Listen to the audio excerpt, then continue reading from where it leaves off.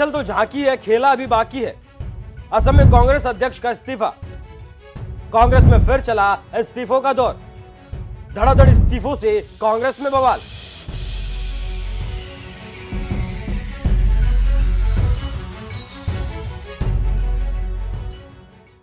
नमस्कार, मैं हूं आपके साथ अभिषेक पुंडीर। इस वक्त कांग्रेस अपने सबसे बुरे दौर में है, ऐसा कहना गलत होगा, क्योंकि जिस तरीके से कांग्रेस के हालात चल रहे हैं उसे देखते हुए लग रहा है कि अभी कांग्रेस में असली बवाल होना बाकी है। क्योंकि कांग्रेस के साथ हिमाचल में जो हुआ उसके बाद ऐसा लग रहा है कि आने वाले वक्त में हिमाचल में सरकार कभी भी गिर सकती है, क्योंकि कांग्रेस के 6 विधायक बीजेपी के खेमे में जा चुके हैं। राज्यसभा में कांग्रेस के कैंडिडेट अभिषेक मनु सिंघवी को हरा चुके हैं, और अगर ये 6 विधायक टूट जाते हैं तो फिर कांग्रेस की सरकार अल्पमत में आ जाएगी। इसके अलावा हिमाचल सरकार में विक्रमादित्य सिंह ने भी मंत्री पद से इस्तीफा दे दिया है। इस चोट से कांग्रेस अभी उभरी भी नहीं थी कि असम से भी कांग्रेस के लिए बुरी खबर सामने आ गई। असम में कांग्रेस को करारा झटका, कार्यकारी अध्यक्ष ने छोड़ी पार्टी, एक विधायक भी बीजेपी में शामिल।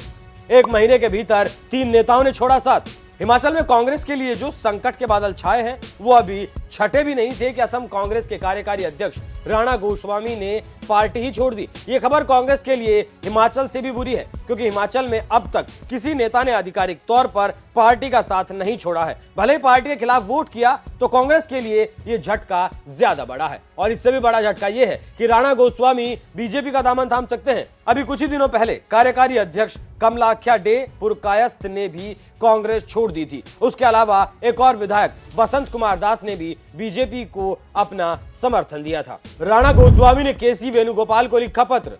राणा गोस्वामी ने पार्टी को छोड़ते हुए केसी वेणुगोपाल को पत्र लिखा और उस पत्र के जरिए कहा, मैं असम कांग्रेस के कार्यकारी अध्यक्ष पद से इस्तीफा दे रहा हूं।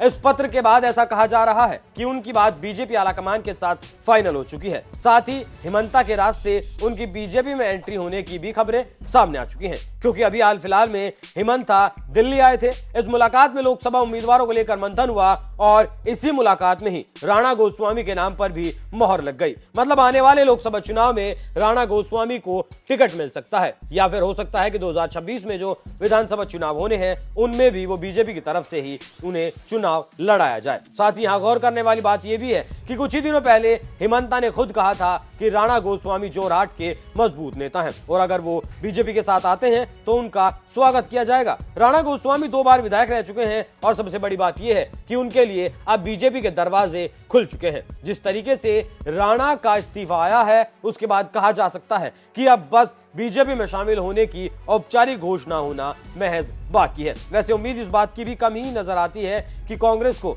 इस बात से ज्यादा फर्क पड़ने वाला है, क्योंकि असम में तेजी से कांग्रेस का जनाधार घट रहा है। इससे पहले हिमंता सरकार का समर्थन करने की बात पर कांग्रेस अपने विधायक शशिकांत दास का भी निलंबन कर चुकी है।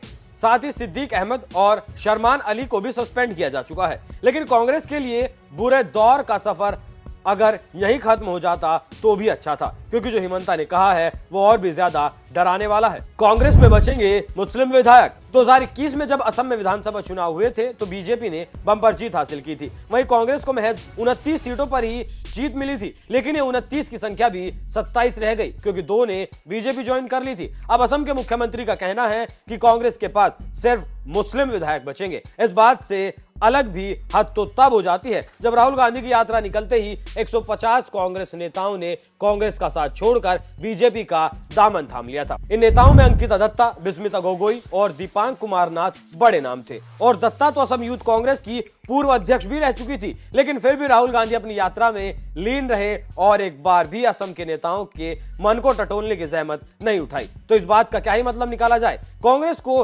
किसी के भी जाने से फर्क नहीं पड़ता, या फिर असम में कांग्रेस का सूपड़ा साफ होने वाला है और वो इस बात को जान चुकी है, और बात उसके हाथ से अब निकल चुकी है। शायद आने वाले लोकसभा चुनाव में कांग्रेस पार्टी के लिए कुछ भी बचा नहीं है, ये बात कांग्रेस जान चुकी है, और बस वो अपनी ही धुन में लगी पड़ी है। हालांकि फिलहाल तो राहुल गांधी भी कुछ नहीं कर सकते, क्योंकि राहुल तो विदेशी दौरे पर हैं, विदेशी यात्रा पर हैं। हिमाचल में क्या हो रहा है, असम में क्या हो रहा है, उन्हें फर्क नहीं पड़ता। उन्हें तो कैम्ब्रिज में भाषण देना है, तालियां बजवानी है। खैर, अब जो भी होगा, राहुल अकेले बेचारे क्या ही करें। वैसे आप कांग्रेस के घटते जनाधार पर क्या राय रखते हैं? अपनी राय हमें कमेंट कर जरूर बताएं। नमस्कार।